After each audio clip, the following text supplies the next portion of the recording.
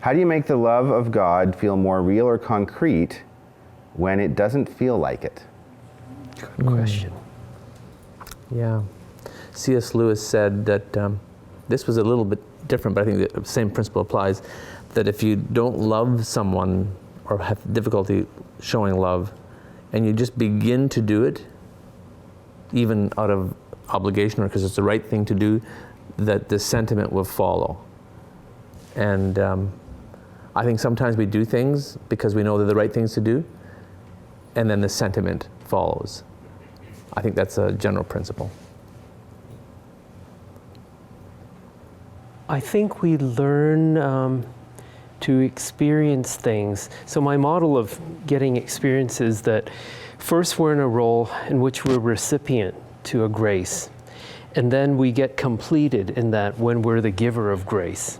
So to be discipled, and then to disciple. So you're speaking to the giving part, and sometimes that fulfills a person. I don't know, I guess the clearest example I can think of is when a new mother begins to care for her child and respond to her through the dark watches of the night or feed her or something. The patience and the love and the adoration for that child in the midst of the frustration and the fatigue speaks to me a lot about an innate love. Where did she get that, and how did she know? Was it some ancient memory of a love that she experienced when she was a baby? I tend to think so.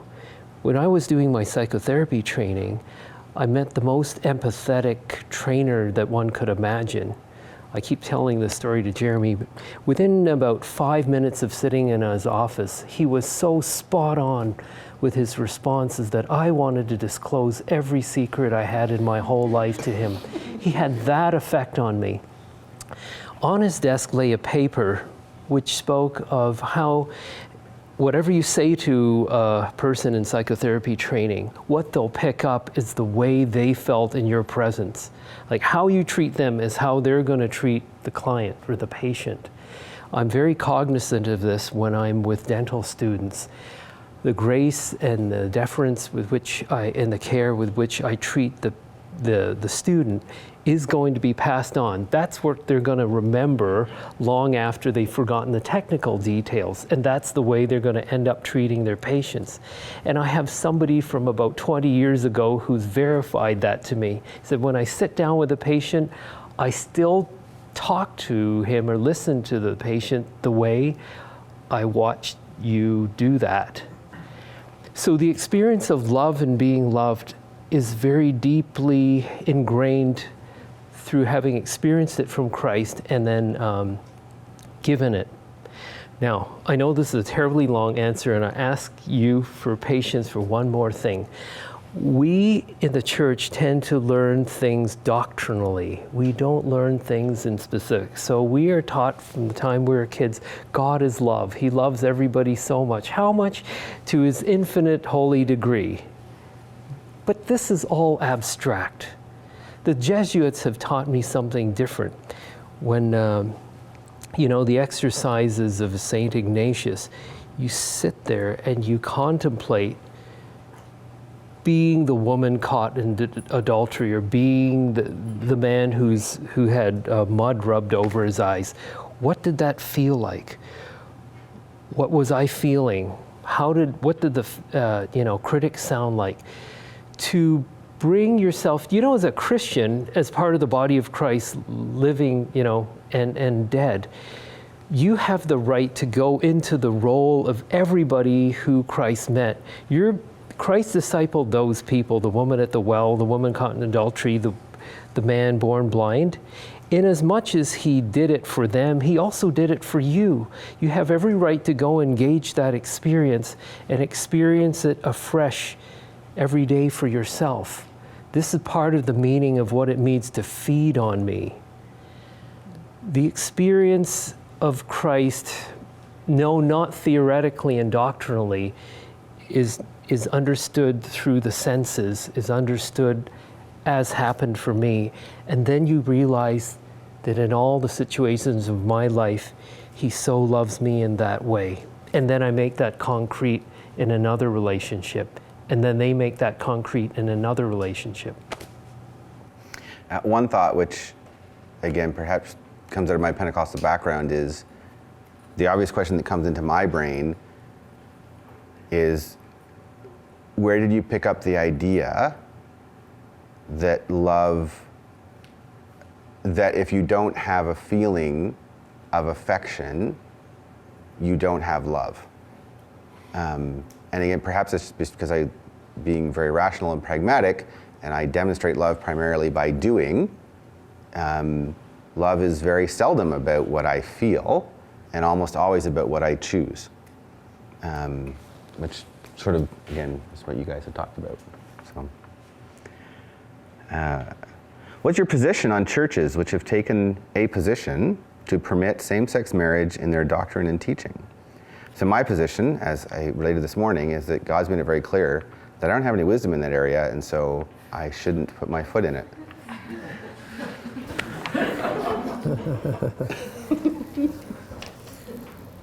I take issue with that in some You ways. have, yes. No, Yes, well, yeah. no, because the thing is that just because you don't have experience in an area, you don't necessarily have experience in other areas, which the Bible calls to be sin. But you can, Jesus still comments on all those things, and he never sinned. So, yeah. I'm concerned about churches that make that decision, because I think they're taking away from the Bible, and they're basically, I'm concerned about what kind of message that gives to the world as to what marriage is. And I feel like they're trying to fit in with the culture rather than be countercultural. Yeah, I had similar thoughts. I think if that church or denomination makes that decision because of the way they interpret Scripture, then that's one level. But if they're making that decision because of pressure from society, which I think is the main reason, then that's compromise, and that's just the beginning of one of many. What is the biggest challenge you have faced in terms of witnessing your faith at work? Witnessing for your faith at work. What's the biggest thing that interferes with your witness at work? I'm getting it over now a little bit, but I remember in the first large majority of my practice, I always thought that the people I worked with were really smart, intelligent, with it people. Now I know different. They're just the same as all of us. But it's I don't know where that attitude came from. I'm not really sure where that attitude came from. But I always thought, well, they're not going to buy this. What I believe in terms of faith is too simple. They're scientists. They're rationalists.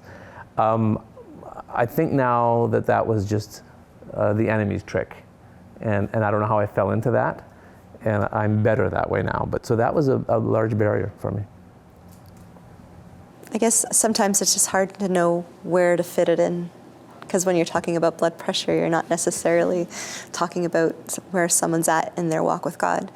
And I had an interaction with a patient once who I was filling in for their family doctor, who was a Christian, and she said, well, he always talks to me about God, and she was expressing frustration that he was always talking to her about God, but she had said she was a Christian, so he thought he had the freedom to talk to her about God.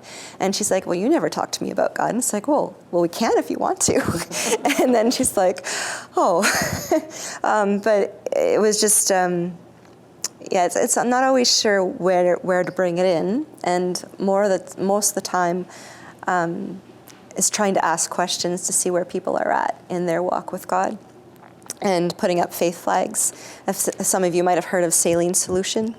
I'm not sure if it's called something different now. It's now called Grace Prescriptions. Okay, so at least when I took it, the idea was to be putting up faith flags so that people would know that you were a believer and that you were a Christian, and that they could at least ask you questions if they wanted to. But yeah, Grace Prescriptions would be a good thing to look into. I must admit, my patients nowadays talk to me more about, or initiate conversations about God and Christ more than, even more than I do, which is refreshing that they feel that it's a safe place. My office is a safe place to talk about all that. I'm thinking more in the area of witness and action. I realize that everybody wants to be treated like Jesus Christ. Whatever they say they believe in, they want to be treated as I would want to treat Jesus Christ. As well, they want me to be as Christ to them. To the extent that I've succeeded in doing that, they love it. More often, the worst failures have been when I failed to honor Christ in the way I've treated them. So I very seldom get opportunity to witness directly to patients doing episodic consultancy care. Right? When we're talking about how your periods are messing with your life, it doesn't usually have a spiritual dimension. And I never travel with anybody longer than 9 months. So that's just how it is. In 9 months, this problem will be over one way or another. So my primary witness at work has been to my colleagues. And I think the thing that most easily interferes with that is going back to wanting to please. And so when in the doctor's lounge, the conversation takes sort of a negative direction, I want to be pleasing, and I want to engage with you, and I want to create a sense of camaraderie about how this or that person is awful and nasty. And it's that, it's no different than it was in high school, only it's now the doctor's lounge. So that temptation to want to be, to get sucked into that which damages your witness. Yeah. Can I just add something to you? Yeah. From the point of view of primary care and patients, I think that most of you know better than me, because you've been taught this and I wasn't, that taking a spiritual history is absolutely great. In fact, probably desirable and mandatory. So because I've known my patients for a long time, it's not easy, but when you first start meeting people, which most of you will do that. You know, talk about, do you have faith? What does it mean for you to be spiritual? Do you belong to a faith community? And at least you've identified for yourself and noted where they're standing. And so you can bring it up easier. You told me before that you can bring it in. So I think doing a spiritual history when you first do your major interview or major intake for a new patient is a great thing to do. Can I just say that I get to ask those questions when I do palliative care when someone's admitted into the hospice and I'm covering. But it's interesting that sometimes I ask, are you part of a faith community or a community group? And they'll say no. And then I find out they've talked to the chaplain about their faith. And I'm like, oh, well, I don't know. I have to work on my questions perhaps, so that, because I wasn't getting to it. And then I find out that the chaplain's talked with them. So it's kind of interesting. One thing a patient can say, which will immediately make you groan. And what do you say in response? Oh, doctor, I am weak and dizzy. I trained at Mount Sinai Hospital in Toronto, and that was a frequent chief complaint. I'm weak and dizzy. Each of those complaints will take 20 minutes to go through. Mm-hmm. I've had a cough for 3 days, and I'm coughing up green sputum, and I need antibiotics. That's like, no, you don't, not likely, but yeah. Unless you have COPD and a few other symptoms. But yeah. I've spent the last 7 nights in excruciating pain. Mm-hmm. And how do you respond? I'm very sorry to hear that. Tell me more. The big relief is that it was absolutely terrible, but it wasn't the tooth you just worked on. Well, that's a good thing, because if it's a tooth you just worked on, it's a different tooth, right? So, yes. Yeah. Another one for me is I need a full body MRI. Like, you know, where do you go from there? Like, just where do you go from there? Over the past years, I have realized one of my parents may have been emotionally abusing me. That parent threatened that if I seek a pastor for help, they will disown me. What do you think a Christian should do? I think it's possible to get help without necessarily the parent knowing. And I think that would be a good step if you're feeling that you've been emotionally abused, then a Christian counselor.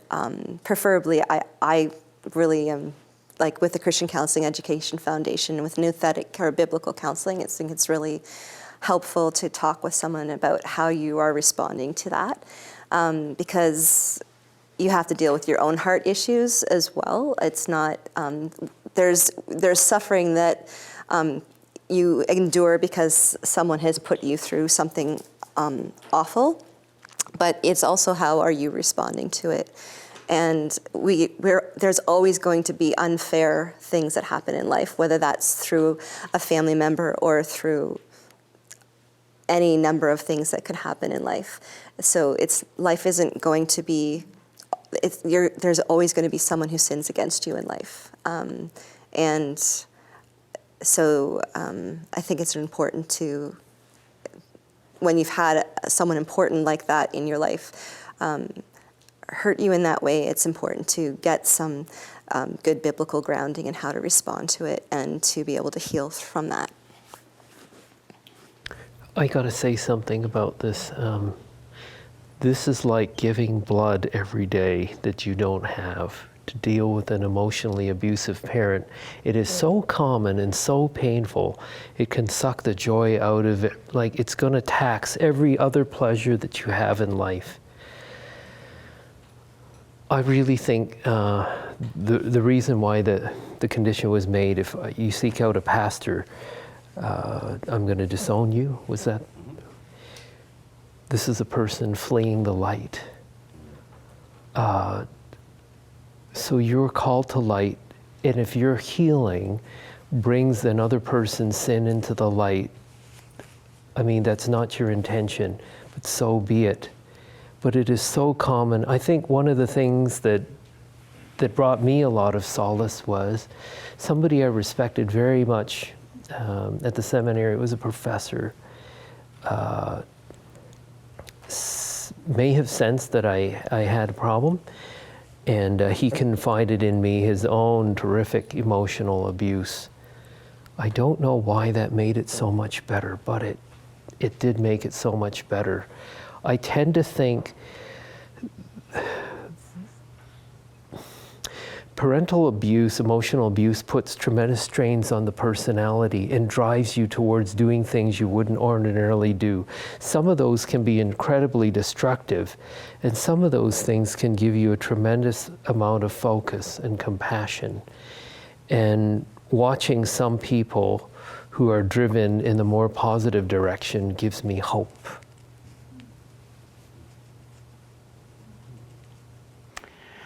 Things went for me. Do you ever run into ethical issues as an OBGYN and a Christian? What would you do?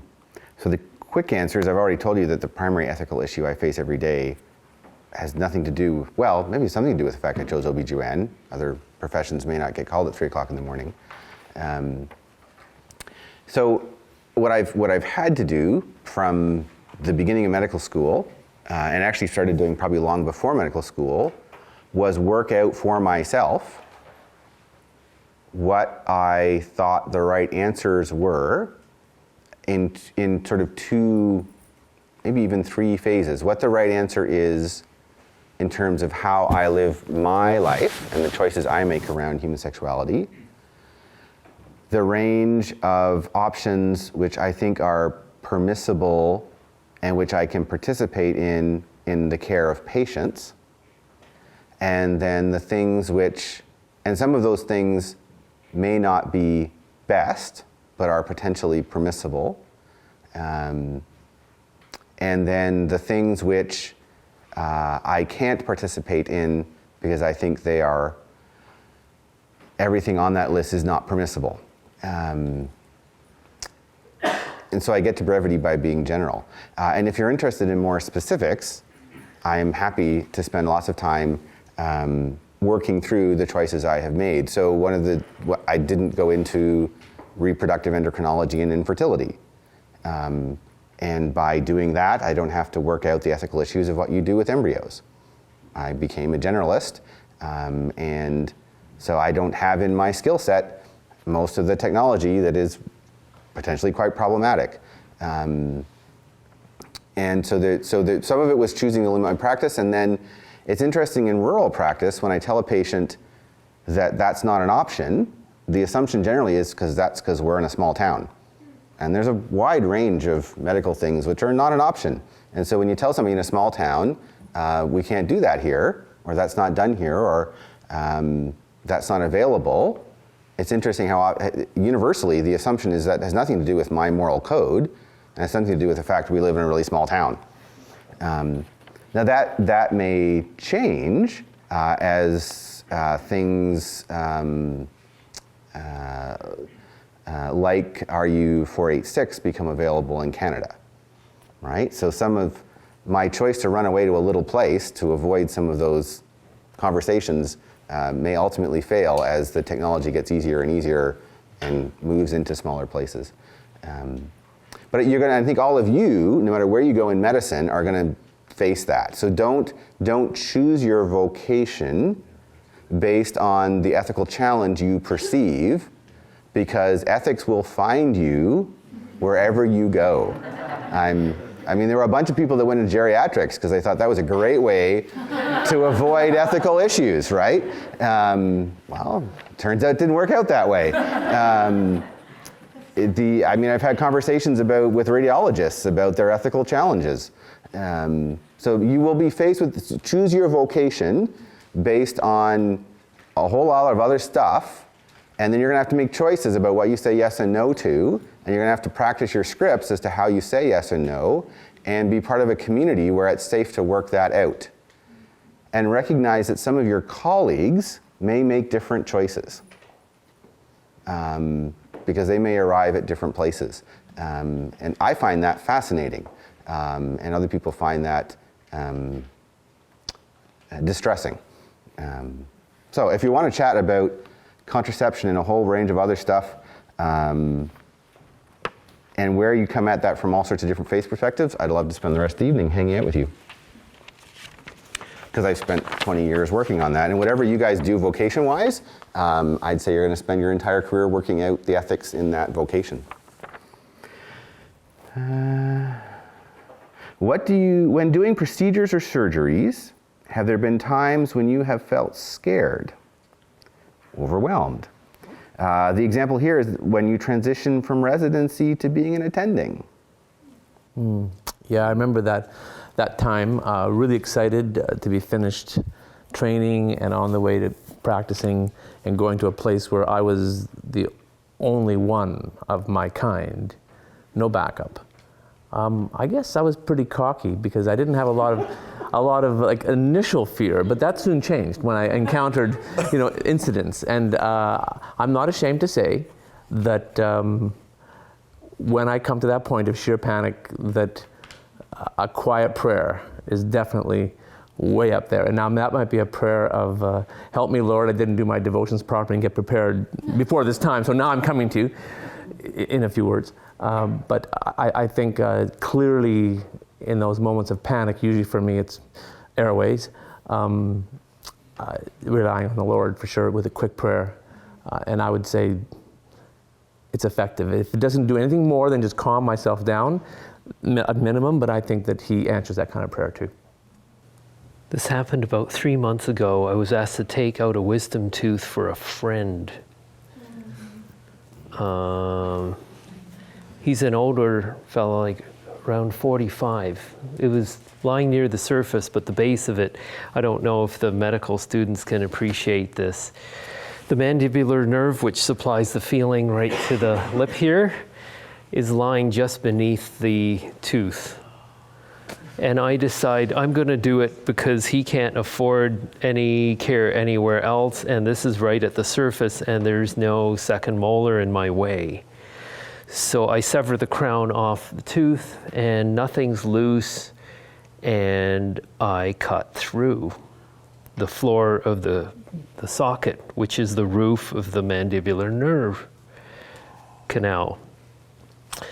Afterwards, I'm relieved that he tells me I can feel everything. I'm so worried. He can feel everything. All his lip sensation is there. However, in a while, he begins to feel an increasing amount of pain and tingling here until the pain is excruciating.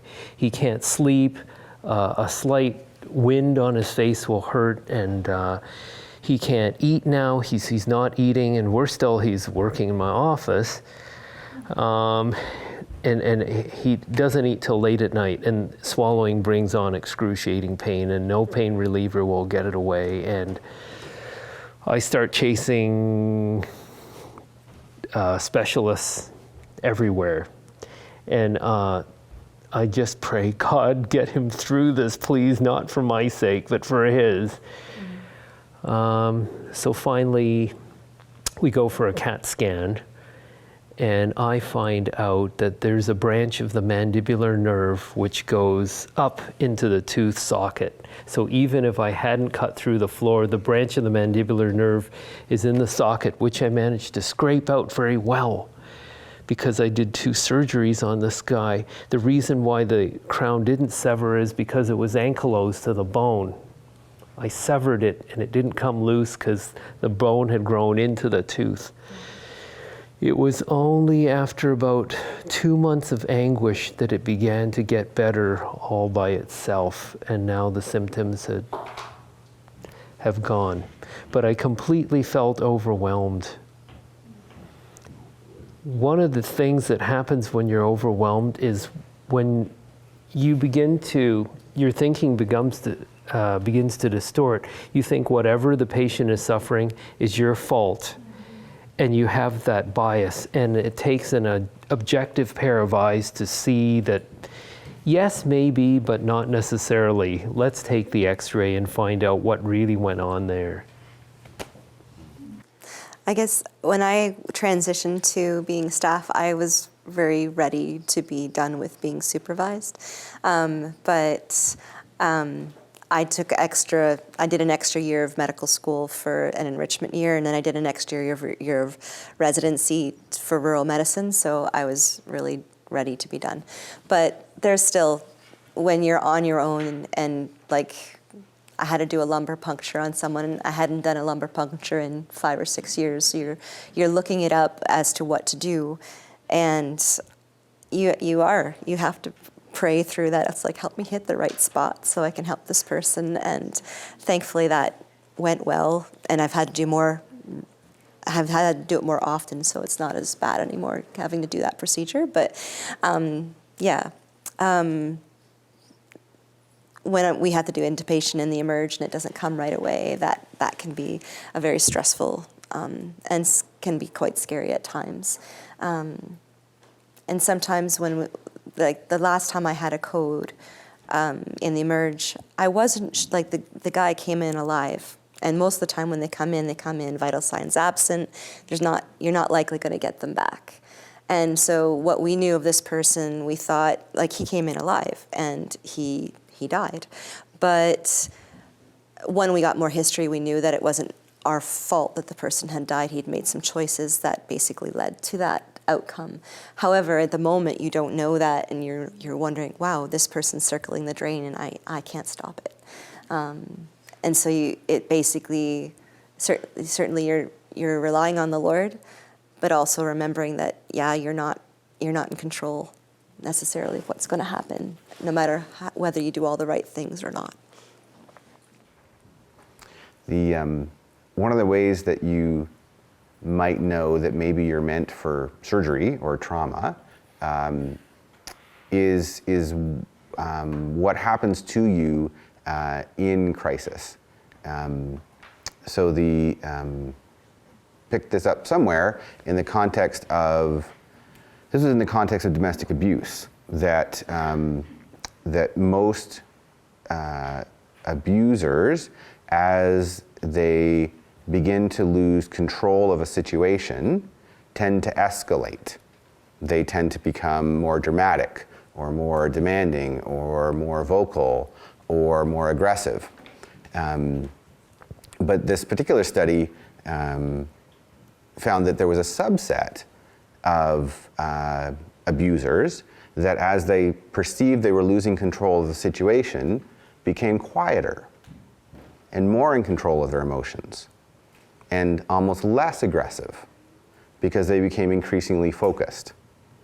And the point of this particular article was that those were actually the more dangerous ones, because they were the one that out of nowhere would do something like shoot somebody. And as I was sort of going through it, it struck me how I think that can be generalized.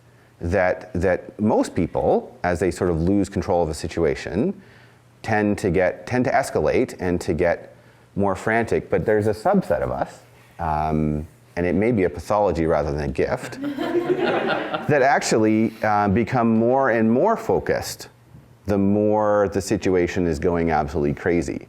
And certainly I'm one of those, I am more focused and less scared and less emotional the worse the situation is. I remember my mother commenting that she always really didn't like my father driving on clear sunny days, but if it was really foggy or snowy, she could fall asleep as he drove. So I think I know where I inherited that from. So it's, most of the time when I've gotten into trouble, it's because it's a routine thing and I'm bored and not focused enough. So you may see, so watch yourself in those kind of situations, and if actually everything's going completely wrong, takes you to a more centered place, maybe it's pathology, maybe it's gifting, and maybe you're meant to be a surgical type or trauma type person. And if it takes you the opposite direction, maybe those aren't great vocations to choose. So this is a great finishing question, so maybe this is good too. How do you know which specialty to choose that will maximize mission work? Do some specialties lend themselves better to missions and or extra time to be involved in the local church community, for example? So my quick answer, and I'll let everyone else jump in. So if you think that going back to this morning actually, you can do missions work even if you end up being a quaternary center neurosurgeon, because the developing world needs to develop that kind of capacity too. And so you probably won't go do neurosurgery under a shade tree, but you can probably go to an academic center to offer teaching, and that may get you into countries that will not let any other kind of person into them. There's a lot of limited access countries. There have even been a couple medical mission trips to North Korea, if you can imagine that, and they've gone in as educators to a university. So you can do medical missions and everything. But if the answer for rural practice, which I also advocate for, family medicine, emerge, general surgery, general internal, and psychiatry. Are where if you want to come help us in rural Canada, those are the things to pursue. We don't need any neurosurgeons. Thoughts on the first question, and then we'll get into the second one, which is I think extra time. skills are important, but I think equally or more important are the people skills that you learn and the value that you can bring to disadvantaged and marginalized communities. And dentistry. In dentistry, I'm thinking of my friend Sheena from our church. She's a general dentist, but she's been to Africa, Haiti, China. She's now in Papua New Guinea, which if you know anything about there, it's like a war zone. The wars on women, the violence there is like it is in the Congo. So general dentistry is needed. Oral maxillofacial surgery is needed. But there's so much need all around the world that, you could go anywhere and do it. She has a chance to preach and to teach and to, hike up mountains and go to remote villages and all that kind of stuff and befriend people. It's quite rich. There's some specialties that lend themselves better to having extra time to be involved in your local church community, for example. I would argue that since we're all self-employed business people, once you finish residency, right? Your life is not what you wanted in residency, that's fair. Other people are making choices for you. Given that we are all self-employed business people after you finish residency, if you don't have the time you need for the things you want to be involved in, I usually say you're an idiot, but I've been chastised for saying that tonight. So No, you've made Dan, poor Dan, choices. Evaluate. what I meant was I have to stop being an idiot. So Reevaluate your priorities. Sometimes it's easier. Right? So if you go into family practice and you want to work 2 days a week, then have a roster of 500 patients and be part of a group so that your patients have people to take care of them the other 3 days a week. And choose to join a group that is looking for somebody to work 2 days a week. Or choose to, if you want to be overseas for 6 months out of the year, then so there's an OBGYN that's part of McMaster that spends 4 months of the year practicing in Canada, and it's June, July, August, and September when the group that she's part of loves to have her around because they all don't want to work in June, July, August, and September. And she hasn't experienced a Canadian winter in a couple decades. It's a reason to do medical missions.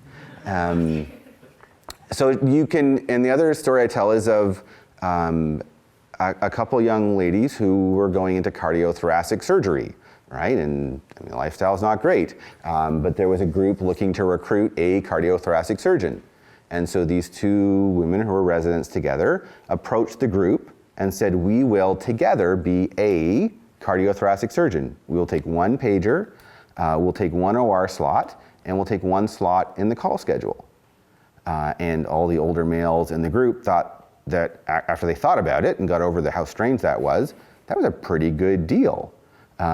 Because presumably both of them wouldn't get sick at the same time, presumably both wouldn't get pregnant at the same time.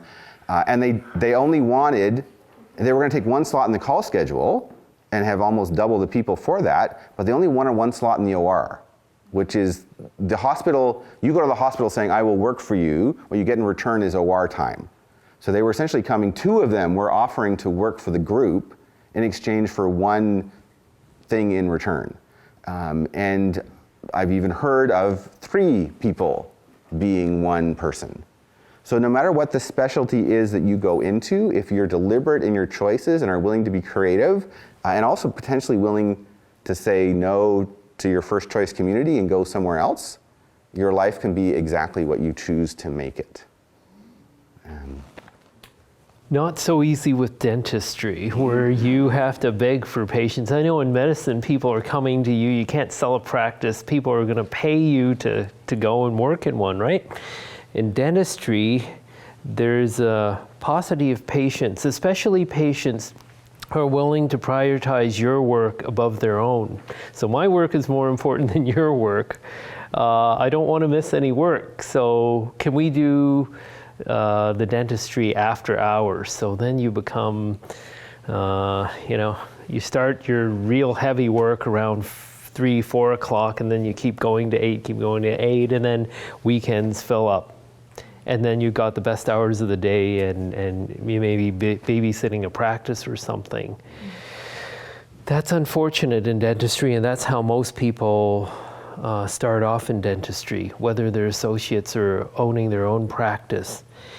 After a while, it gets better. Then you pick up more people. You pick up people who are retired. You pick up people, who can come in during the daytime hours. So that's better. But I think that's the turf. I just think that everybody in a practice should have their fair share of evenings and weekends. It doesn't seem fair to get the lowest man or woman on the totem pole to take all the hours and the days that nobody else wants. So. Just to make a point about what Dan was saying about if you share a practice and such, then you also have to realize that your income won't be the same, and that's a choice as well. And it's not a bad choice, but you have to be careful of being seduced by the potential money you could earn as a physician if you work the hours that you could work. Because sometimes I lose shifts and my dad's like, well, you just lost a shift, that's a lot of money. It's like, well, sometimes it's not, the time off is worth more than getting paid for the shift.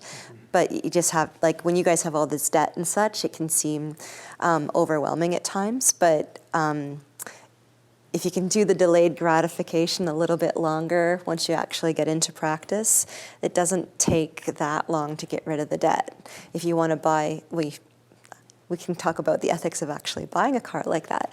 But like if you spend a whole lot of money on something that's not necessarily what you need, then it's going to be harder to pay off the debt. But I finished medical school or residency in 2005, and I paid off my debt in 2007. And I basically kept living like a resident for the first couple of years. Again, I didn't have the debt that you guys will have, but it's just be careful of being seduced by the money. Can I add in one more thing? Figure out where you want to work, and if you really like where you work, then move close to there. Because travel time around Toronto or anywhere Southern Ontario, really, it's not worth it. That's a major, major decision that will tax your life incredibly. Just get as close to where you want to work for the long term as possible and settle there. So when I moved in, there was a stop sign between me and work. Now there's a stop sign and a traffic light. I know, the town is growing. It's distressing. You know, I've always enjoyed being about 5 minutes away from my work. So that's one of the advantages of if you want to live in a smaller community. I don't know if you can really put a price tag on that. Like No. you, Dan, I mean, just to be at work in 5 minutes is pretty amazing. Yeah. So 2 minutes if the lights are right. If the light is right. All right, so this quick one to each of you. What do you see changing over the next 10 years in Canadian medicine? A lot. Biggest change you anticipate, or potentially most disruptive change you anticipate, or the change you're most looking forward to or least looking forward to in the next 10 years in Canadian medicine? I think a redefinition of professionalism is huge. I think as a profession, medicine, especially, I don't know about dentistry, we have to work hard at redefining what it means to be professional. It's just being eroded so drastically. How do you be professional but still do all the things that we're asked to do? Be a team player, be politically correct, have a balanced lifestyle, choose wisely, all those things that we're being asked to do, which I don't think are bad in themselves, but I think are challenging our professionalism, and I don't think that we acknowledge that to the degree that it needs to be acknowledged. And I think that we'll come to a crisis. I think in the next 5 to 10 years, the profession will have to redefine what it means and have to maybe fight for that. In dentistry, if you don't drive the change, it won't come. The whole reason for the existence of the profession is the delay between the damage and the pain. And when I think of whatever you can do to help the patient associate the risk activities with the consequences, so that with the knowledge they feel and know that the responsibility for ongoing care rests 95% on their shoulders, not yours, that's what will drive the change. I wonder about whether socialized healthcare will last. Just with the way budgets are and such, you just wonder whether that's going to continue or not. So more privatization? Oh, do we have privatization? Well, oh yeah, sure we do. People, spend a lot of money on their health right now. Sure, but I guess the thing is whether the Medicare will be the same as it is now. That's a question. Mm-hmm. And I think that's the. There will be tons of changes. I remember talking to an internist once who was in his 80s, and he commented to me that everything he learned in Sunday school and everything he learned in medical school was completely wrong. Because we were talking about how he had made his career treating AIDS, which was a disease which did not exist in the first 2 decades of his career. So what will change? Medicine will look very different in 10 years, and anyone who tells you that they know what it's going to look like doesn't really know what they're talking about. but all of us keep talking about it. So it will change, and you guys are being equipped much better than we were to understand that when you finish medical school, when you finish your career, most of what you are learning in the next few years will likely be wrong, or not how it's done anymore, which is a rather depressing thought for the end of it. I do, watching the medical politics side, I think the system does need some fairly fundamental changes to remain viable. How that's going to work out, I have no clue. It goes everywhere from maybe we'll make the changes we need to, and in 10 years, drugs will be covered, and physio will be available for everybody, and socialized medicine will be greatly expanded, to perhaps in 10 years, OHIP will cover those who are really poor, and everybody else will pay, because it will be much cheaper, and that will allow those who have power to access things quickly. And we'll likely land somewhere between those two extremes 10 years from now. But there's an awful lot going on that's going to get that worked out, and I think we're pretty early in that process of figuring that out. So with that, I will wrap up our time, and you are more than welcome to chat with any one of us. We're all going to try to de-mic fairly quickly, so you might have to give us a moment or two to lose our mics. And then the rest of the evening is unstructured. When you get up in the morning, you might want to start putting together your gear, because if you do that before breakfast, you get a little bit of time after breakfast, a little extra time after breakfast. Thank you very much. And that was The Couch.